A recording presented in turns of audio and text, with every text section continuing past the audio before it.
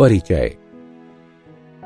अरुण, तुम्हें पिछले वर्ष विज्ञान में कितने प्राप्तांक मिले थे? सर, 72 प्राप्तांक मिले थे। और गणित में?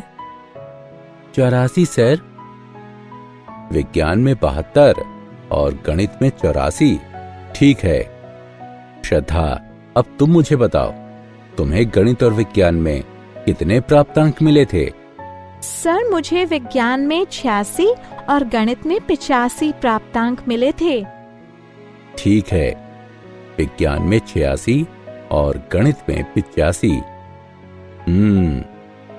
प्रतीक, अब तुम मुझे बताओ। सर, विज्ञान में 67 और गणित में 72। ठीक है। क्या तुम देख सकते हो कि मैंने तुम्हारे प्राप्तांकों को इस कोष्ठक में लिखा है?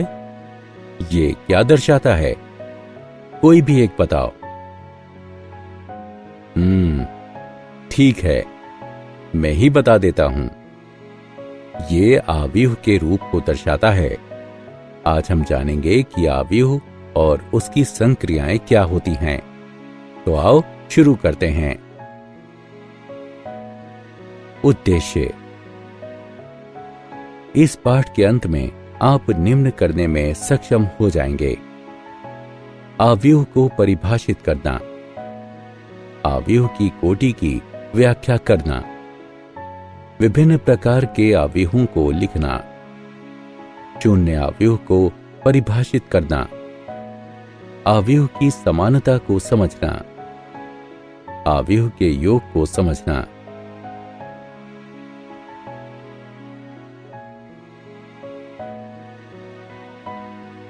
आव्यूह की परिभाषा। एक आव्यूह स्तंभों तथा पंक्तियों में आंकड़ों को व्यवस्थित करने का एक तरीका है। एक आव्यूह को कोष्ठकों के भीतर लिखा जाता है। एक आव्यूह के प्रत्येक पद को एक प्रविष्टि कहा जाता है। इस आव्यूह की तरफ देखिए। इसमें 2 पंक्तियां तथा 3 स्तंभ हैं।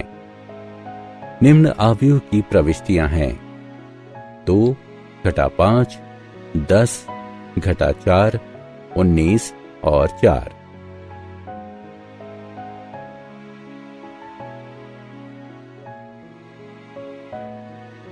आव्यूह की कोटि। एक आव्यूह की कोटि एक दिए आव्यूह की पंक्तियों और स्तंभों की संख्या को दर्शाती है।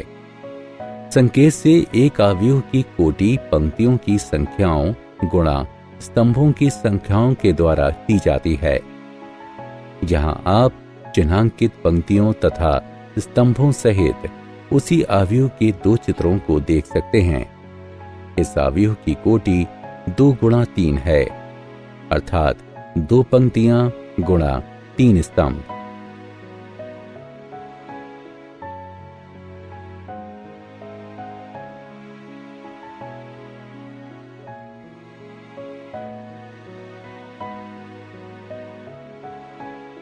आव्यूह संकेतन।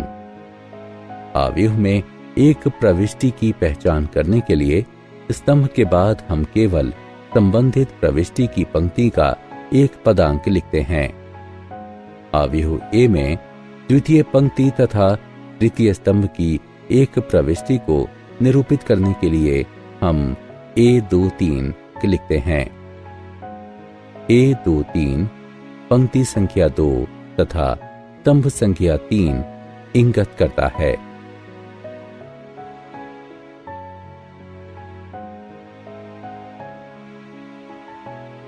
स्तंभ और पंक्ति आव्यूह। स्तंभ आव्यूह यानी कॉलम मैट्रिक्स। आव्यूह जिसमें केवल एक स्तंभ होता है स्तंभ आव्यूह कहलाता है। स्तंभ आव्यूह का उदाहरण ए बराबर स्तंभानुसार 21, 17, 9। इस आव्यूह में 3 पंक्तियां हैं किंतु केवल एक स्तंभ है, अतः यह एक स्तंभ आव्यूह है। इसकी कोटि 3 गुणा 1 है। पंक्ति आव्यूह यानी रो मैट्रिक्स। एक आव्यूह को पंक्ति आव्यूह कहा जाता है यदि उसमें केवल एक पंक्ति हो। उदाहरणार्थ, पंक्ति अनुसार 3, 5, 1 एक पंक्ति आव्यूह है क्योंकि इसमें केवल एक पंक्ति है। वर्ग आव्यूह तथा विकर्ण आव्यूह। वर्ग आव्यूह, एक m गुणा n आव्यूह a को वर्ग आव्यूह कहा जाता है यदि m बराबर n हो, यानी पंक्तियों की संख्या बराबर स्तंभों की संख्या हो। उदाहरणार्थ, 3 गुणा 3 कोटि वाला a एक वर्ग आव्यूह है।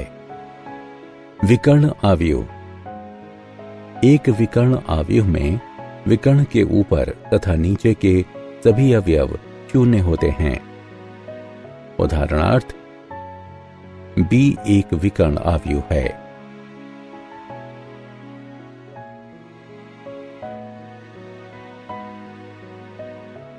अदिश तथा तत्समक आव्यूह। अदिश आव्यूह, एक विकर्ण आव्यूह जिसमें विकर्ण के सभी अवयव समान होते हैं अदिश आव्यूह कहलाता है। इस आव्यूह को देखें, यह एक समान विकर्ण अवयवों वाला विकर्ण आव्यूह है, अर्थात 7। अतएव यह एक अदिश आव्यूह है। तत्समक आव्यूह, एक वर्ग आव्यूह जिसके विकर्ण के सभी प्रमुख अवयव एक होते हैं तथा शेष अन्य सभी अवयव शून्य होते हैं, तत्समक आव्यूह कहलाता है। तत्समक आव्यूह को इकाई आव्यूह अथवा प्रारंभिक आव्यूह भी कहा जाता है। तत्समक आव्यूह को शब्द in गुणा n से निरूपित किया जाता है, जहां n गुणा n आव्यूह की कोटि को दर्शाता है।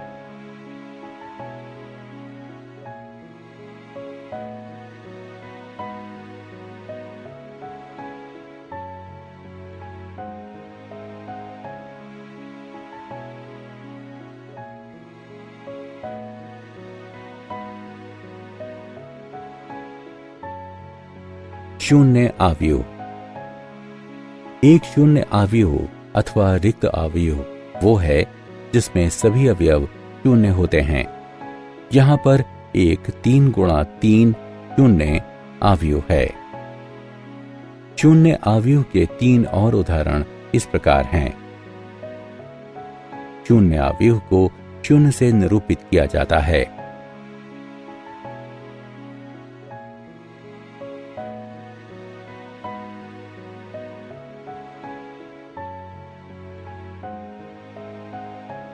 आव्यूह की समानता, दो आव्यूह एक समान होते हैं यदि उनकी कोटि समान हो तथा संगत अवयव समान हो।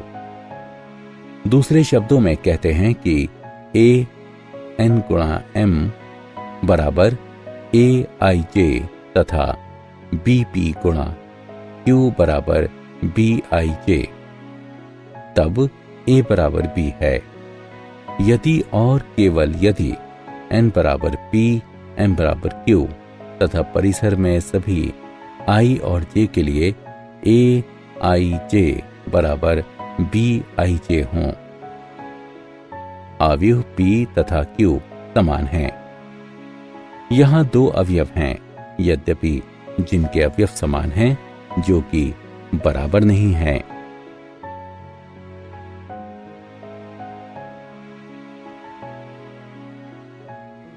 समान आव्यूह के उदाहरण दिया गया है कि निम्नलिखित आव्यूह समान हैं।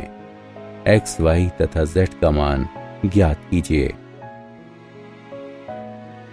दो आव्यूहों के लिए उनका परिमाण तथा आकार समान होना चाहिए तथा उन्हीं स्थानों पर वही मान होने चाहिए। यह हम कह सकते हैं a1 1 b1 1 के बराबर होना चाहिए, a1 2 b1 2 के बराबर होना चाहिए तथा इसी प्रकार आगे भी। अतएव संगत अवयवों को बराबर करके हम निम्न चरों को हल कर सकते हैं। x जमा 3 बराबर 6, x बराबर 3, y बराबर घटा 1, z घटा 3 बराबर 4, z बराबर 7।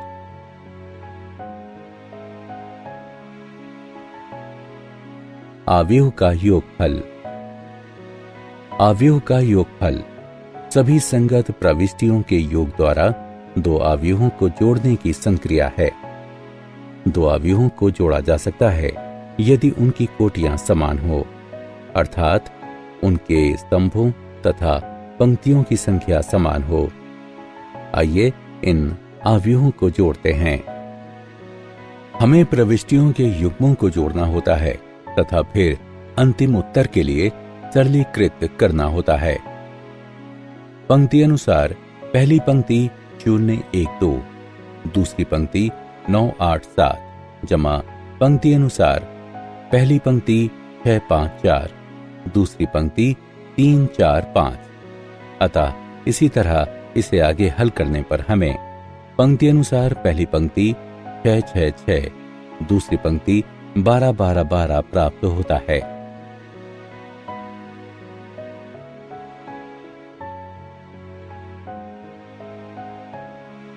क्या आप जानते हैं, यदि a तथा b समान कोटि के नहीं हो तब a जमा b परिभाषित नहीं है। उदाहरण के लिए यदि a बराबर है पंक्ति अनुसार पहली पंक्ति 2 3, दूसरी पंक्ति 1 0, b बराबर है पंक्ति अनुसार पहली पंक्ति 1 2 3, दूसरी पंक्ति 1 0 1, तब a जमा b परिभाषित नहीं है। आव्यूह का योगफल समान कोटि वाले आव्यूहों के समुच्चय में बाइनरी यानी द्विआधारी संक्रिया का एक उदाहरण है। सारांश। आइए हमने जो कुछ सीखा है उसे संक्षेप में दोहराएं। एक आव्यूह फलनों या संख्याओं की एक क्रमित आयताकार सारणी है। एक आव्यूह जिसमें m पंक्तियां तथा n स्तंभ होते हैं m गुणा n कोटि का आव्यूह कहलाता है। aij m गुणा एक स्तंभ आव्यूह है। aij 1 गुणा n एक पंक्ति आव्यूह है। एक m गुणा n आव्यूह एक वर्ग आव्यूह है यदि m बराबर n हो। a बराबर aij m गुणा m एक विकर्ण आव्यूह है यदि aij 0 हो, अगर i बराबर ना हो j के। a बराबर aij n गुणा n एक अदिश आव्यूह है यदि aij बराबर 0 हो, अगर i बराबर ना हो j के। aij बराबर k हो, k एक अचर राशि है अगर i बराबर j हो। a बराबर aij n गुणा n एक तत्समक आव्यूह है यदि aij बराबर 1 हो, अगर i बराबर j aij बराबर 0 हो, अगर i बराबर ना हो j के। एक शून्य आव्यूह के सभी अवयव शून्य होते हैं। a बराबर aij बराबर bij बराबर b है यदि a तथा b समान कोटि के हों और i तथा j के सभी संभव मानों के लिए aij बराबर bij हो।